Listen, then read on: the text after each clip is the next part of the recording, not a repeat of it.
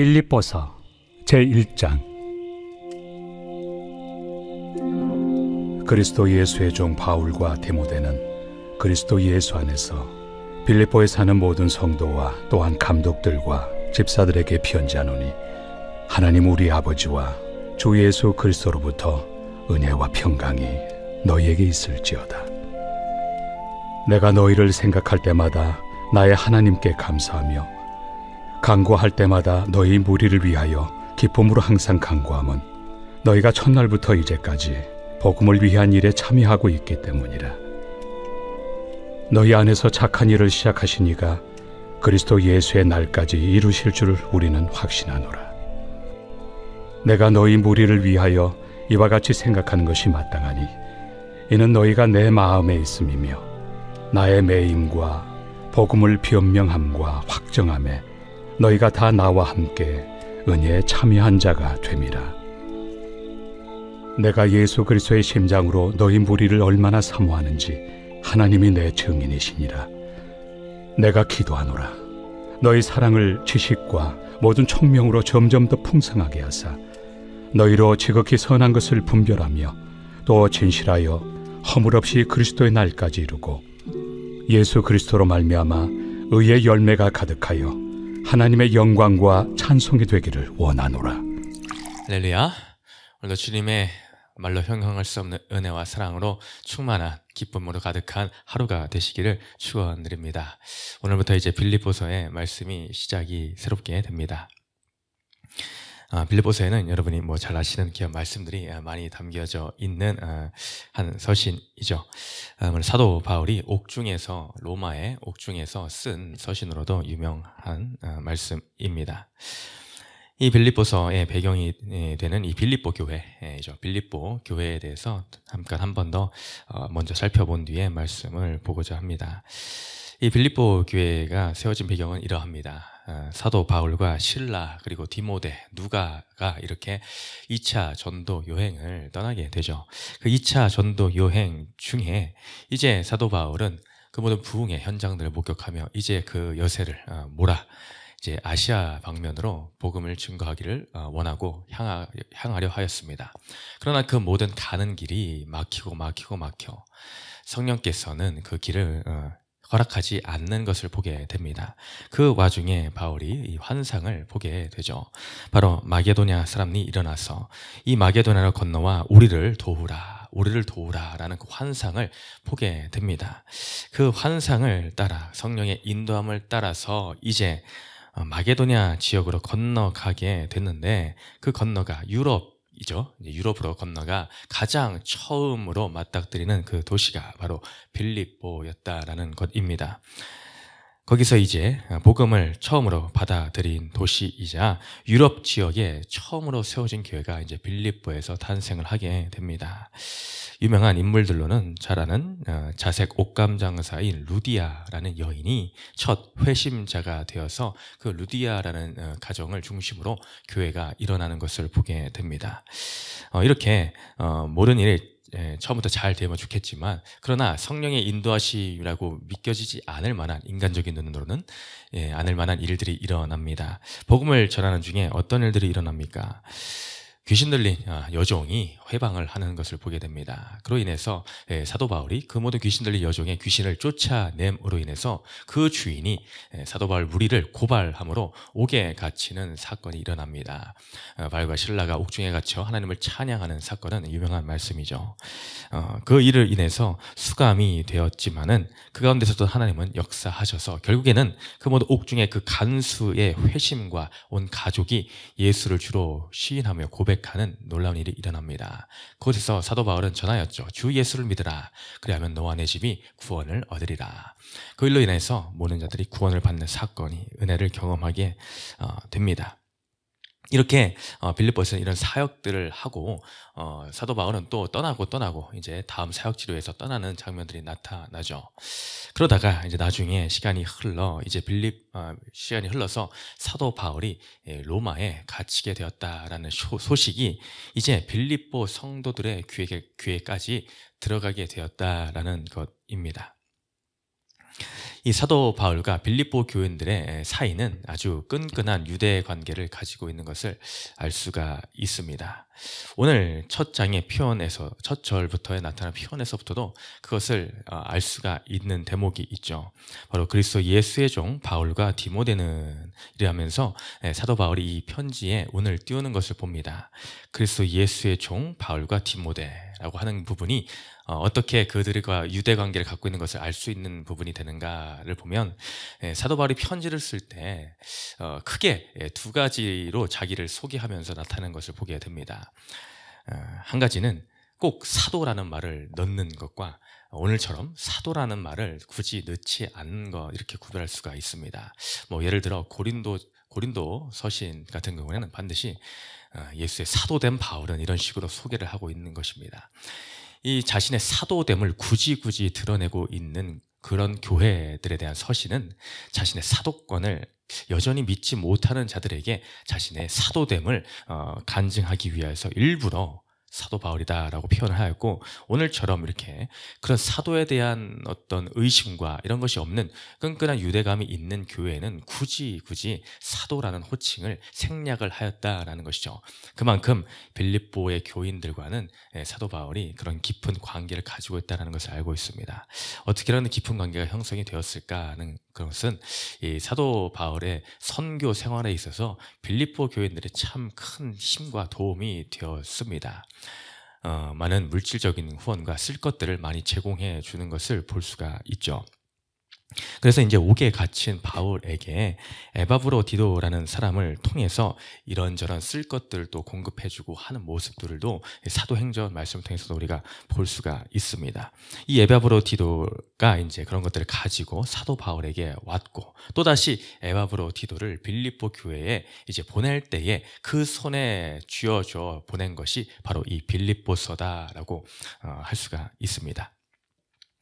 이 모든 것들을 공급해준 그것에 감사한 마음을 담아 이 빌립보서를 쓴 것과 더불어 또 빌립보 안에는 문제들이 있었던 걸로 보여집니다. 그 안에 다툼과 경쟁과 내부적인 그 분열의 갈등들이 있었기에 그런 것들의 내용들을 담아서 또한 그들에게 이 편지를 보냈습니다. 또한 믿음 안에서 하나가 되어야 될 것을 권면하는 목적으로도 이 빌립보서가 쓰여진 것이죠.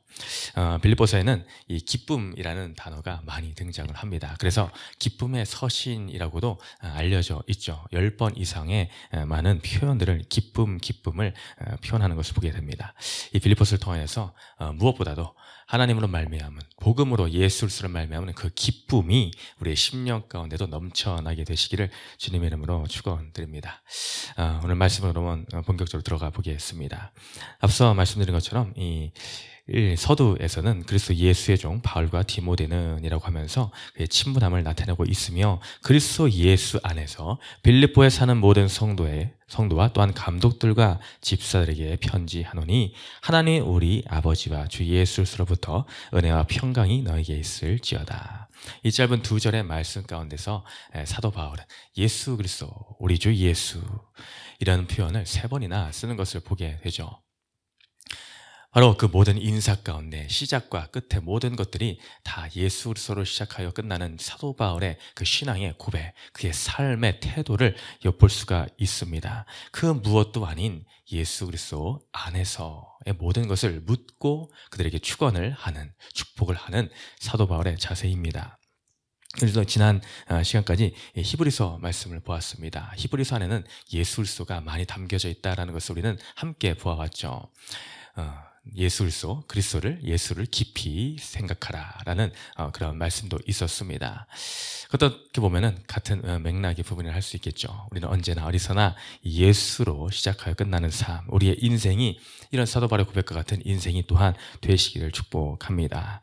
그러면서 3절에 말하죠. 내가 너희를, 빌립보 교인들이죠, 너희를 생각할 때마다 나의 하나님께 감사하며 간구할 때마다 너희를 위하여 기쁨으로 항상 간구함은.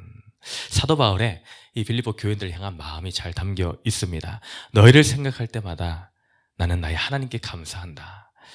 또 간구할 때마다 너희 무리를 너희 모두를 위하여 기쁨으로 항상 간구한다. 그들을 볼 때 하나님께 감사하게 되고 기쁨으로 간구하게 된다라고 표현을 하고 있습니다. 근데 그들을 위하여 감사하고 기뻐할 수 있는 이유, 왜 그렇게 감사하고 기뻐할 수 있는가? 그 이유에 해당하는 절을 보니 5절에 너희가 첫날부터 이제까지 복음을 위한 일에 참여하고 있기 때문이다 라는 이유가 나오고 있습니다. 첫날부터 이제까지, 바로 첫날은 무엇이겠습니까? 사도 바울 또한 복음을 듣게 된 그날, 예수를 주로 시인한 그날, 그날부터 지금까지, 첫날부터입니다. 지금까지 복음을 위한 일에 참여하고 있기 때문이다 라고 하죠. 그들은 복음의 일에 참여를 한 자들이었습니다. 참여라는 단어의 의미가 무엇입니까? 사전적 의미가 이렇습니다. 끼어들어 관계하다. 끼어들어 관계하다. 이것이 바로 참여하다의 사전적 의미입니다. 우리가 운전을 하다 보면 새치기를 하는 차량들이 있습니다. 아주 그냥 무대뽀로 우리나라에서 운전하는 사람들은 이 앞머리를 일단 먼저 집어넣어라 이렇게 가르치죠. 워낙에 이제 험하게 운전을 하는 그런 도시에서는 일단 넣고 보라 라는 표현이 있습니다. 근데 그것이 이제 화를 불러올 때도 있고, 이 뭐 깜빡이를 넣으면은 뭐 이런 표현도 있습니다. 깜빡이가 무슨 암행어사인 줄 아느냐 라는 표현이 있을 정도로 깜빡이를 넣으면 무조건 끼워줘야 되는 식으로 이제 생각하는 사람들에게 쓰는 표현이죠. 잘 보면서 끼어들어야 되는데 막무가내로 막 끼어드는 경우가 있습니다. 이런 것들은 화를 불러오고 싸움을 부추길 수 있겠지만, 이 복음의 일에 관하여서는 앞뒤 가릴 것이 없습니다. 끼어들어야 됩니다. 내가 그 자리에 있기를 소망하며 그 그룹에 그 복음의 일에 함께 하기를 원하는 그 간절함과 소망함으로 가차없이 우리는 끼어들어야 됩니다. 네, 세상에는 양보가 있겠지만 하나님의 일에 대해서는 우리가 거룩한 욕심이 있어야 된다라는 것입니다. 이 일이 무엇보다 중요하고 소중함을 알기 때문에, 우리의 생명이 관련된 일이기 때문에 그 일에 관한은 끼어들어야 됩니다. 더 이상 남의 일이 아니다라는 것입니다. 남의 일이다라고 하면 그렇게까지 열심을 내어 끼어들 이유가 없습니다. 상관할 이유가 없습니다. 참여할 이유도 없습니다. 그러나 이것은 남의 일이 아닌 나의 일이기에 생명을 건 일이기 때문에 나는 가차없이 복음의 일에 참여하는 자가 되어야 된다라는 것을 알아야 됩니다. 그 중심에 있기를 소망해야 됩니다. 복음에는 변두리는 없습니다. 적당히는 없습니다. 우리는 적극적인 그런 사모함을 가지고 끼어드는 자들이 되어서 이 사도 바울의 고백같이 첫날부터 이제까지, 내가 처음 예수를 주로 고백하곤 한 그날부터 지금까지, 주님 나라에 가는 그날까지도 이제 복음을 위한 일에 참여하는 자, 그런 자리에 있기를 소망하는 우리 세계비전 공동체가 되기를 축복합니다. 그러한 그 일이 기쁨이 되고 감사가 되었다라는 것입니다. 이 사도 바울의 입장에서 무엇이 기쁘고 감사하겠습니까? 옥에 갇혀 있습니다. 현실적인 상황이 기뻐하고 감사할 것이 단 하나도 있지 않습니다. 눈 씻고 찾아도 없습니다. 그런데 기쁘고 감사할 수 있더라라는 것입니다. 그 기쁨과 감사는 복음에 관련된 일입니다. 그 모든 사람들이, 그 빌립보 교인들이 복음에 참여하고 있기 때문입니다. 복음에 참여한다는 것을 다른 말로 예수에 관련된 일이죠. 바로 예수를 위한 일에 참여하고 있기 때문이더라라는 것입니다. 여러분, 살면서 기쁜 일이 얼마나 있으시고 감사한 일이 얼마나 있으십니까? 하루를 돌아보며 내 얼굴에는 기쁨이 얼마나 가득했는가를 한번 시간 되실 때 한번 살펴보십시오. 내 얼굴에 웃음이 한번 일어나지 않고 있고 울상이고 늘 힘든 것으로 가득하다라고 한다면 우리는 한번 나의 삶의 중심을 살펴볼 필요가 있습니다. 내가 왜 기쁜 표정이 안 나오고 어찌 감사한 일이 없을까라는 것을 깊게 생각해 보셔야 됩니다. 사도 바울은 우리가 생각하는 것처럼 편하고 행복한 상황이 아니었습니다. 기뻐할 만한 표정이 나올 수 없는 환경이었습니다. 우리는 우리 기쁨의 그 근원을 나의 어떠함에서 찾고 있지는 않습니까? 내가 좀 오늘은 좀 매출이 좋았어. 오늘은 우리 아들이 합격했다는 소식을 들었어. 뭐가 잘 됐다는 소식을 들었어. 이럴 때에 사람을 보며, 환경을 보며, 내 여건을 보며, 내 건강을 보며 거기서 나의 기쁨과 감사의 조건들을 찾아내고 있다면 그것은 말 그대로 우리의 시선이 여전히 이 땅에 썩어질 것에 머물러 있는 것입니다. 사도 바울은 우리가 잘 알다시피 이 세상의 모든 것을 배설물과 같이 버려버렸습니다. 그것은 그것 어떤 것 하나에서도 기쁨의 근원될 그 참 진리가 없다는 것을 발견했기 때문입니다. 깨달았기 때문입니다. 우리도 동일한 사도 바울이 만난 예수님을 소유한 자들이지 않습니까? 나도 그 예수님을 만난 자입니다. 그렇다면 동일합니다. 사도 바울만 그렇게 할 수 있는 것이 아니더라라는 것입니다. 우리도 동일하게 내 안에 하나님께 대한 감사가 또한 기쁨이 넘쳐난다라고 고백할 수 있는 이유는 하나님을 소유한 자이기 때문에, 예수 그리스도를 소유한 자이기 때문에 우리는 동일한 고백의 감사를 드릴 수가 있다라는 것입니다. 우리가 이것이 회복되어야 됩니다. 그 진리가 우리 마음 가운데에 깊이 박혀야 된다라는 것입니다. 한 절을 더 보면 7절 마지막 부분에 이런 표현이 또한 나옵니다. 너희가 다 나와 함께 은혜에 참여한 자가 됨이라. 아까는 복음을 위한 일에 참여하고 있기 때문이다. 또 7절에 이번에는 은혜에 참여한 자가 됨이라. 다른 비슷한 표현이다라고 할 수가 있습니다. 복음에 참여한 자, 또한 은혜에 참여한 자가 되었기 때문에 이런 기쁨과 감사가 넘칠 수밖에 없다. 은혜는 무엇입니까? 받을 자격이 없는 자가 받은 것이 바로 은혜입니다. 우리는 이 구원의 은혜를 받을 자격이 그 누구도 없었습니다. 저도 마찬가지입니다. 근데 그 은혜를 내가 받은 자가 되고나 보니 감사할 일이 넘쳐나고 기뻐할 일이 넘쳐나고 있다라는 것입니다. 우리 하나님께서는 우리에게 이런 모든 것을 주실 근원이 되십니다. 그분 자체가 그런 분이십니다. 다른 것 무엇 하나 이 땅 가운데 없다라고 할지라도 하나님 한 분, 예수 그리스도 한 분을 소유함으로 인해 기쁨과 감사가 모든 것이 충만할 수밖에 없는 것이 우리입니다. 이것이 크리스찬 신앙인들의 고백입니다. 세상 사람들이 할 수 없는 그런 고백입니다. 참 보화를 소유하였기 때문입니다. 진리를 가졌기 때문입니다. 사도 바울은 그 성도들의 모든 헌신과 이런 것에 대한 감사가 물론 있었겠지만 그러나 말씀드린 것처럼 그 안에 내분이 있었습니다. 어려운 사건들이 있었습니다. 그런 것을 볼 때 무슨 감사가 나오겠습니까? 마음에 어려움이 있겠죠. 근데 사도 바울은 사람들을 보며 감사한 것이 아닙니다. 환경을 보고 감사한 것이 아닙니다. 하나님으로 감사한다. 예수로 감사한다. 그 근원의 출발점이 하나님이시고 예수님이기 때문에 어떤 환경과 상관없이, 너희의 그런 어려움과 상관없이 나는 감사할 수 있다라는 것입니다. 그러니 6절에 너희 안에서 착한 일을 시작하신 이가 그리스도 예수의 날까지 이루실 줄을 우리는 확신하노라. 사도 바울의 확신은 어디에서 나타나는가? 너희 안에 착한 일을 시작하신 그분입니다. 너희 안에, 너희가 아니라 너희 안에 착한 일을 시작하신 이가 하나님께서 그리스도 예수의 날까지, 주 예수 그리스도가 다시 오실 그날까지 그 모든 일을 완성하실 것을 나는 확신을 한다. 우리는 확신을 한다라고 합니다. 사람을 믿은 것이 아닙니다. 환경과 여건을 믿은 것이 아닙니다. 나의 확신은 하나님으로부터 출발된 것이다. 너희 안에 이 구속의 놀라운 일을 시작하신 그분께서 예수가 오시는 그날, 모든 것이 완성되는 그날까지 함께 하실 것, 주님이 이루어 가실 그분인 것을 내가 믿는다. 너희 안에 지금 당장에 어려움과 환난이 있지만, 그러나 하나님께서 예수를 말미암아 시작하셨기 때문에 그 모든 끝날까지 완성하실 그분임을 나는 믿는다. 나는 확신한다. 라는 그 믿음에 기초한 사도 바울의 고백을 볼 수가 있습니다.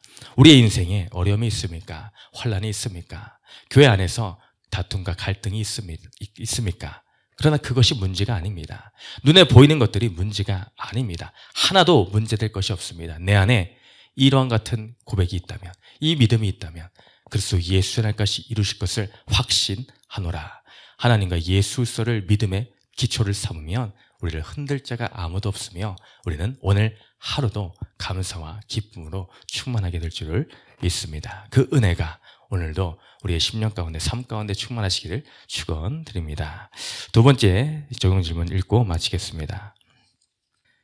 시작. 나는 세상에 기쁨이 없어 무료합니까? 아니면 사명을 몰라 애통합니까?